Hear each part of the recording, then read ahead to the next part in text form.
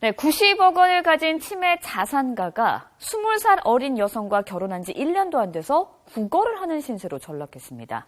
이 자산가는요, 국내 유명 IT 분야 사업가의 아들로서 83살 A씨입니다.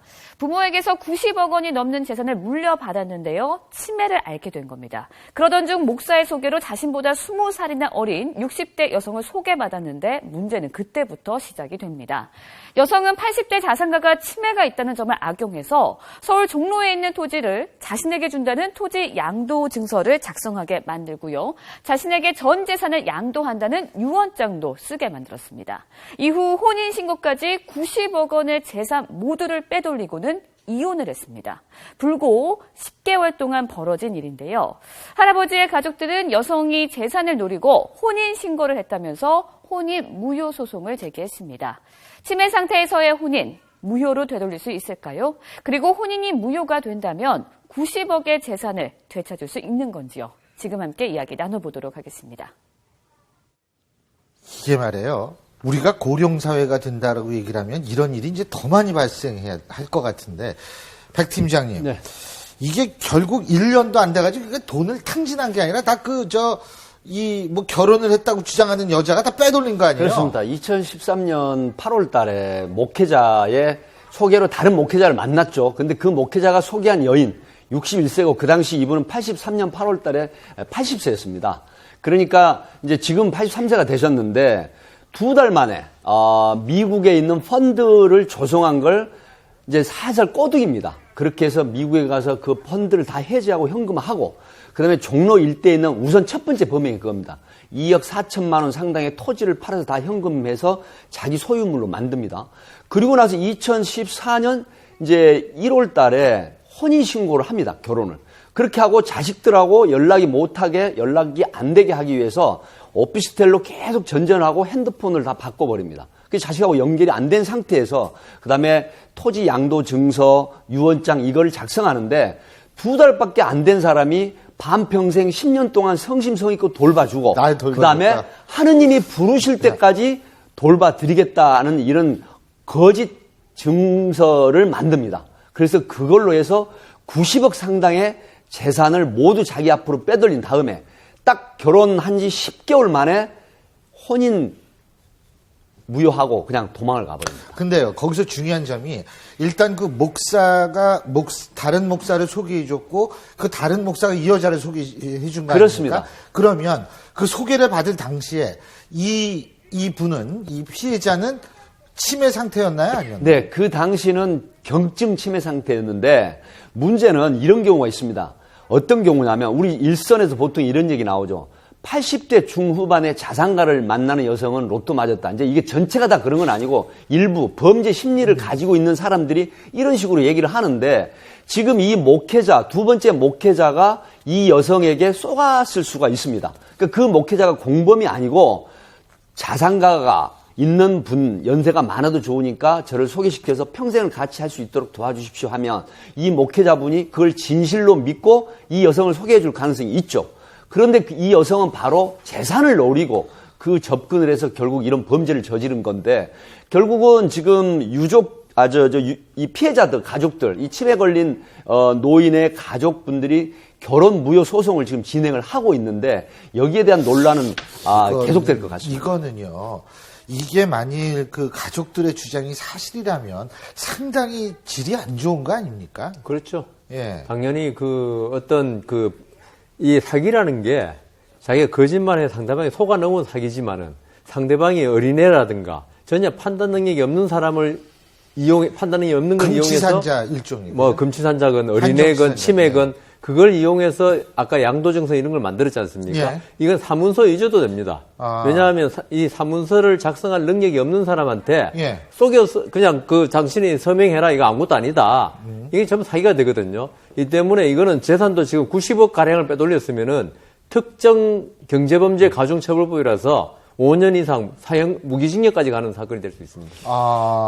그렇군요. 네. 그리고 이게 지금 아까 팀장님 혼인무효 소송을 가족들이 낸 게 아니고 여성이 낸 거예요? 아닙니다. 가족이 낸 거죠. 그 여성은 그냥 지금 연락 두절 상태에서 소재 불명이 됐는데요.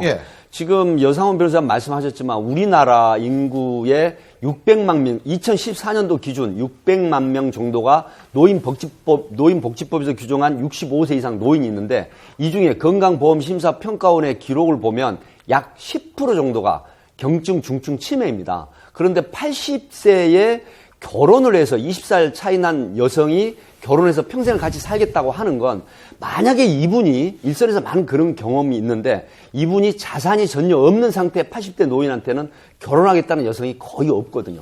그렇다고 하면 이런 부분을 상당히 예의주시하고 혹시 이 여성에 대한 전반적인 검토를 한 다음에 재혼을 하셔야지 그렇지 않으면 항원역에 엄청난 이런 피해를 보신다는 걸 말씀을 드립니다.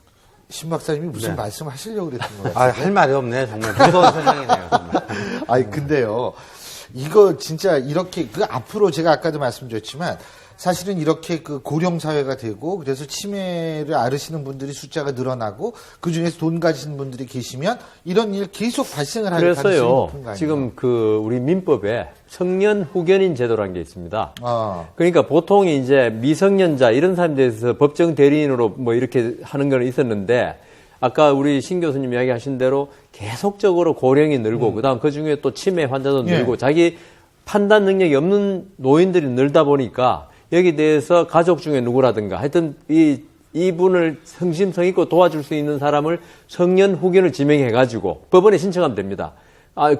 가족이 없으면 검사가 신청할 수도 있고요.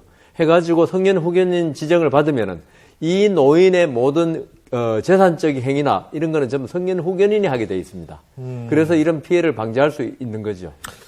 그래서 이 여성이 또 굉장히 나쁜 건 결국 이 노인에 대한 90억 자산을 다 뺏어버리고 이제 오피스텔에 방치를 하고 도망을 가버렸는데 어느 날 경찰에게 신고가 들어옵니다. 그래서 신고를 받은 명동 파출소에서 출동을 해보니까 명동 성당에 굉장히 왜소한 노인이 구걸하는 형태로 있으니까 그걸 발견을 해서 알아보니까 결국은 65kg 정도 나갔던 분이 이 여성이 버리고 간 이후에 먹지를 못해서 55kg, 무려 10kg이 줄어든 몸무게로 발견이 됐는데 자식들에게 결국 인계가 됩니다. 이 십지주문 채취를 해서.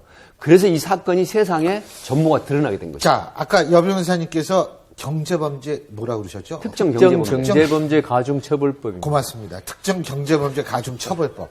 이 위반이라면 경찰이 수사를 해야지 이것이 단순히 혼인무효소송 이거 제기해야 되는 건 아니지 않습니까? 그렇죠. 그죠? 이거는 경찰이 뭐 계시지만 수사할 수 있는 단서는 고소, 고발도 있지만 인지도 있거든요. 예. 이렇게 신문 보도도 경찰의 수사 단서가 될 수 있는 겁니다. 이 때문에 경찰이 즉각 이 여성에 대해서 수사를 즉각 시작해야 된다고 봅니다.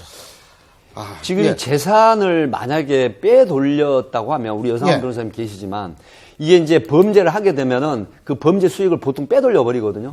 그러면 강제집행 면탈이라든가 아까 말씀을 하셨지만 특정 경제범죄 가중처벌법상으로 이 수사를 해서 결국은 다른 사람에게 빼돌린 게 범죄로 인한 수익이기 때문에 그런 부분이 민형사상도 반환받을 소지가 있지만 거기에는 상당히 시간이 걸리기 때문에 이 가족들이 보고 있다면은 제일 먼저 할 게 그 재산들에 대해서 가처분 신청을 빨리 해야 됩니다. 그렇지 않고 이 사람이 이 여자가 뭐 대리인을 통해서든지 제3자에게 넘기면 제3자가 물론 이제 방송에 났으니까 다 안다고 치더라도 제3자는 선의로 취득하면 모르고 취득하면 그게 소유권 이전이 유효하게 되거든요.